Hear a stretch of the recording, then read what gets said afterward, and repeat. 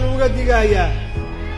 wadamada iyo shirkadaha shisheeye inaysan ku xadgudbi karin qarannimada iyo midnimada Soomaaliyeed.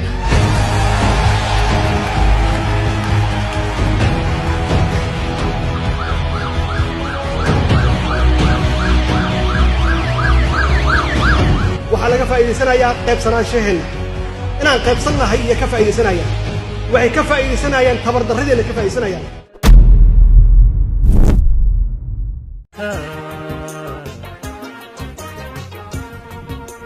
si kastaba ha noqotee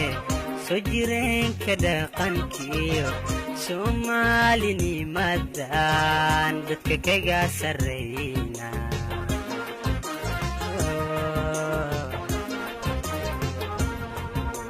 si kastaba ha noqotee soo jireenka dhaqankiyo Soomaalinimadan dadka kaga sarreeyna It's your